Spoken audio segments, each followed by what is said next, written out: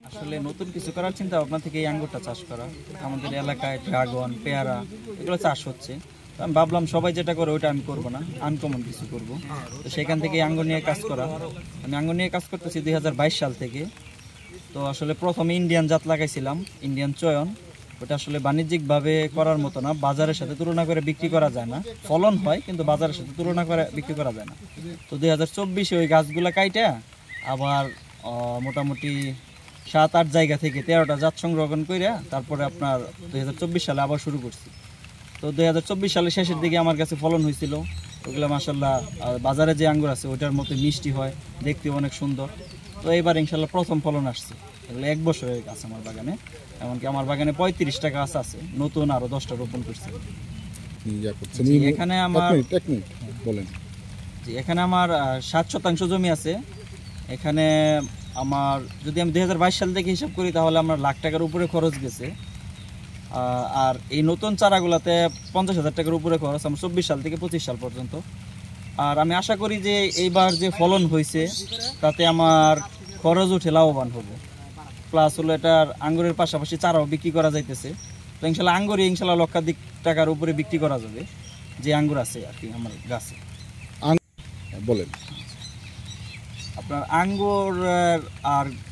আঙ্গুর আর আপনার হলো এই 2024 সাল থেকে আঙ্গুর বাগানে মোটামুটি আমার 50,000 টাকার উপরে খরচ। তাতে আমার যতটুকু মনে হয় আঙ্গুর বিক্রি করে আর চারা বিক্রি করে লাখ 2 টাকা উঠবে। আমার ইনভেস্ট বাদে ইনশাল্লাহ 1-1.5 লাখ টাকা থাকবে এই বছরে।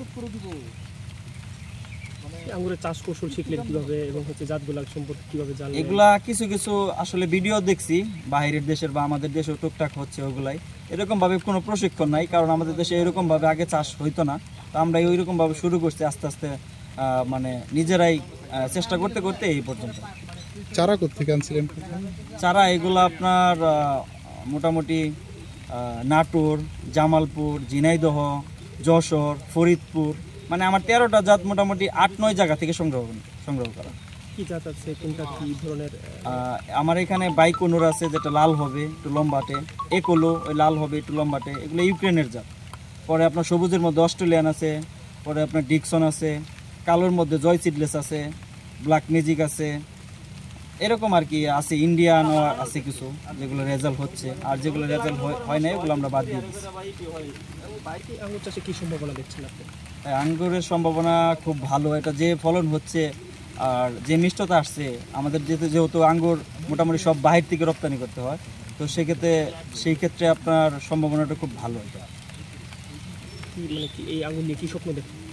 জি, ইনশাল্লাহ আঙ্গুর নিয়ে বড় ধরনের স্বপ্ন দেখি যে আমাদের দেশের আঙ্গুর যাতে দেশে উৎপাদন করে আমাদের দেশের চাহিদা মেটানো যায়, এবং এমন সময় যেন বাহিরেও আমদানি করা যায়। এরকম ব্লগ ভিজিট আসি, তখন আমার এই উদ্যোক্তার সাথে পরিচয় হয়। ভাই আমি আঙ্গুর চাষ করছি, তখন থেকে ওনার সাথে আমি মোটামুটি বাগানে যাতায়াত করতেছি। তারই পরিপ্রেক্ষিতে প্রতিনিয়ত আমি ওনার খোঁজখবর রাখার পরে এই বছর উনি কিছু জাত আনছে, কিন্তু আমার সাথে যোগাযোগ রাখছে। আমিও যখন আসলাম মানে যোগাযোগ করছি, চারা লাগানো থেকে শুরু করে শেষ পর্যন্ত ওনার সাথে আমি মানে পরিচর্যার সাথে ওতপ্রোতভাবে জড়িত ছিলাম। কিন্তু এই বছর আঙুরের যে মানে যে মিষ্টতা আসছে, 2-1টা আঙুর পরিপক্ব হয়েছে, মিষ্টতা দেখে আসলে মনে হয়েছে যে আঙুরটা আসলে মানে লাভজনক। এটার পরিপ্রেক্ষিতে আমি বিভিন্ন উদ্যোক্তা আছে, তরুণ উদ্যোক্তা আমার উপজেলা তথা আমার উপসহকারী কৃষি অফিসার আছে 30 জন, সকলকে আমি মানে কনফারেন্সে, আমাদের সাপ্তাহিক কনফারেন্সে আমরা ওইখানে আলোচনা করেছি। ভালুকা উপজেলায় প্রায় 7% জমিতে আমাদের কোয়াদি ব্লকে কোয়াদি গ্রামের একজন তরুণ কৃষক সুমন মিয়া, সে আঙুর চাষ করেছে।